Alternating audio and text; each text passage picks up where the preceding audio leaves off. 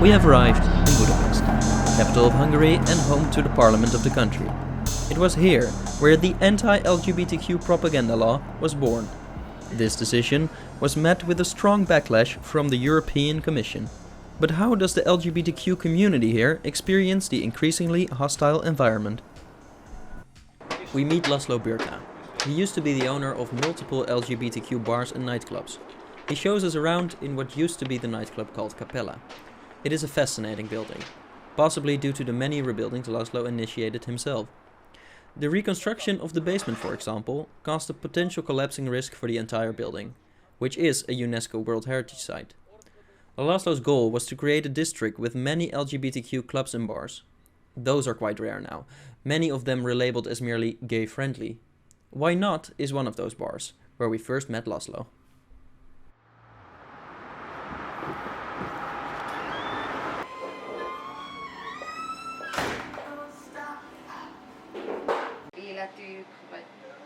Kezdenek fölébredni most a választások előtt, a negyedik kormányzása a Fidesznek. Kezdenek föl. Homosexuals are often put in the same category as pedophiles in the narrative of politicians and public figures lately, Laszlo explains.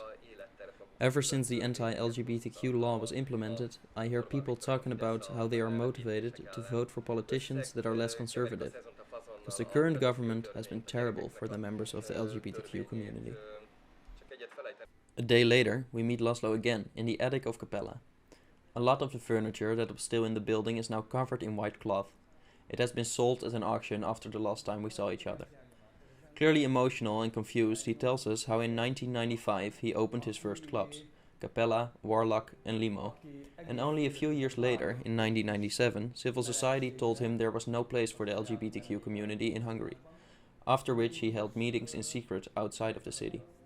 It was there where he was asked to help organize the first gay prides in Budapest.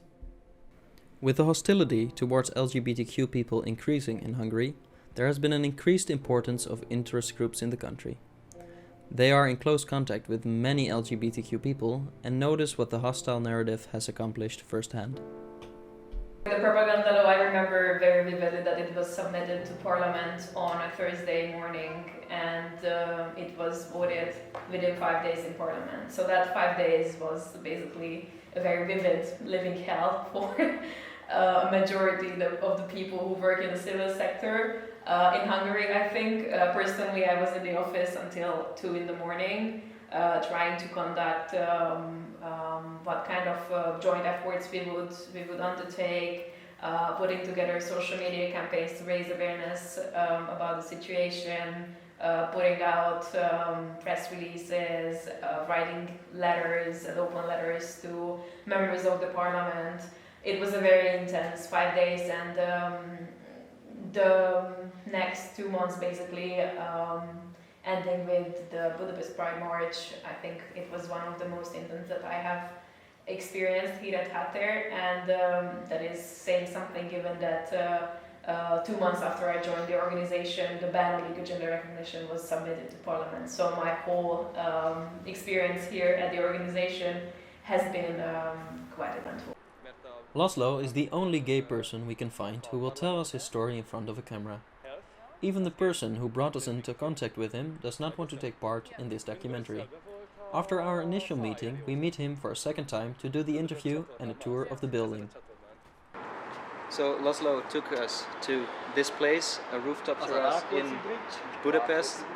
This place used to be his bar, and he still lives here as well. It's a very old, awesome looking building with plenty of stories that have been taking place here. But now it had to close down and it's illegal to have parties in this building anymore. But the view is amazing.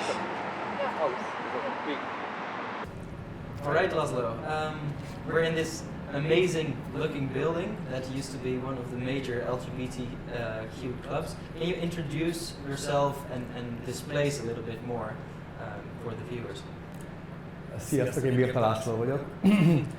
89-ben úgy gondoltam, hogy meleg leszek. Before we start, he is agitated and tells us that he has received an eviction notice that very afternoon. As we start, it is apparent that Laszlo feels very strongly about how queer people are treated in Hungary. He even goes as far as saying, "I will tell you anything, even if I have to go to jail for it."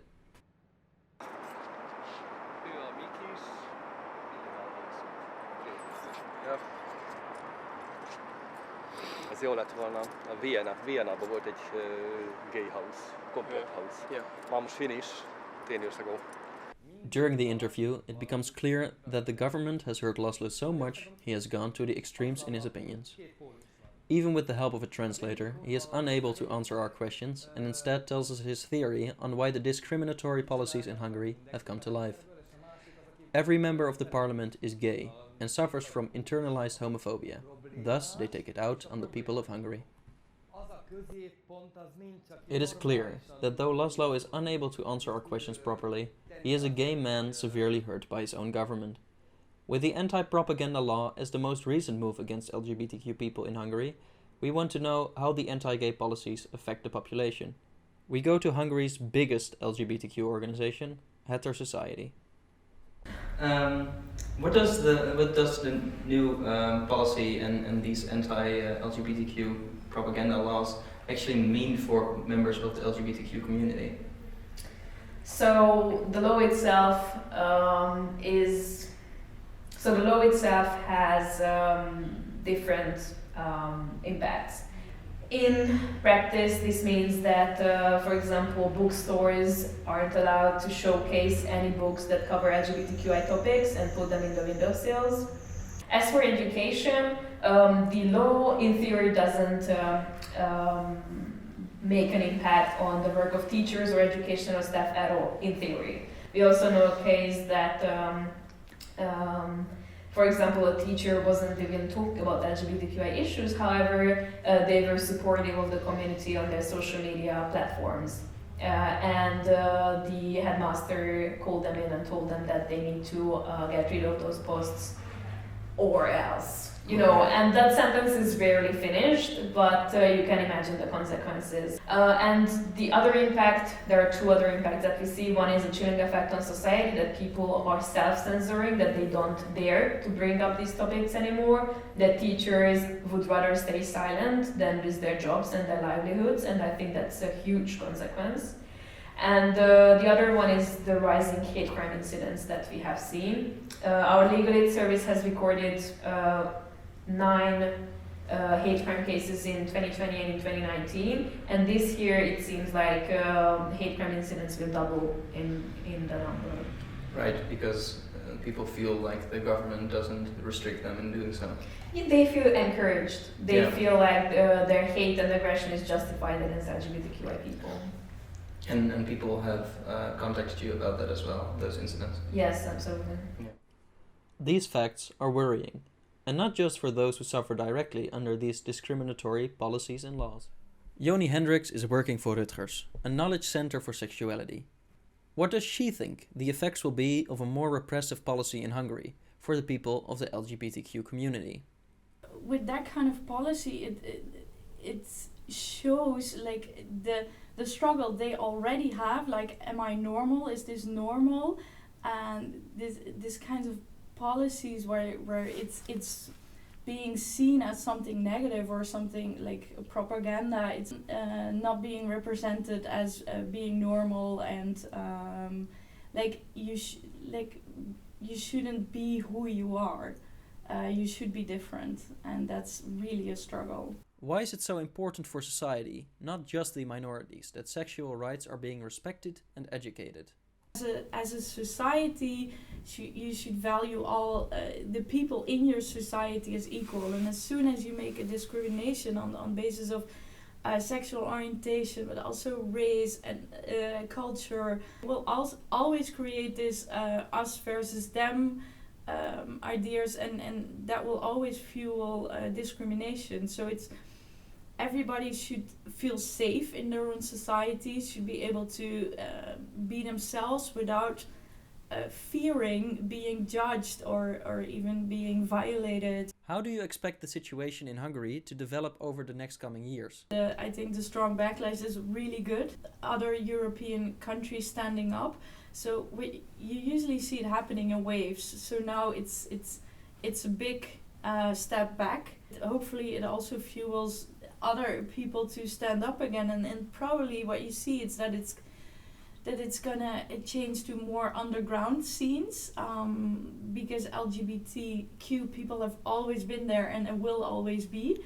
With the repressive policy of the government in Hungary, safe spaces like gay bars and clubs are almost completely removed from public scenery in Budapest. When Capella was still open and flourishing, it was home to many parties for gays and non-gays alike.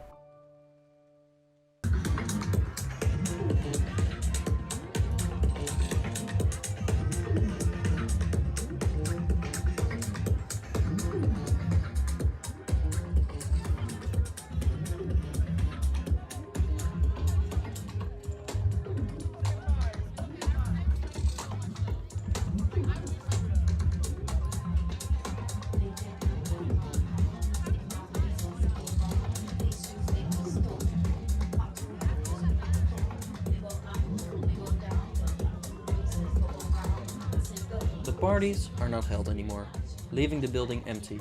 What is left is what used to be a safe space for the members of the LGBTQ community, now covered in a thick layer of dust. The safe space is the context, the condition of even beginning to explore, and that has to be done in a safe space, because if you know I'm going to ask for information and you run the risk to do something illegal or get a fine, so basically the first condition of having a safe space to ask your questions, to explore, that if that's not there, then it's really harmful, especially for young children.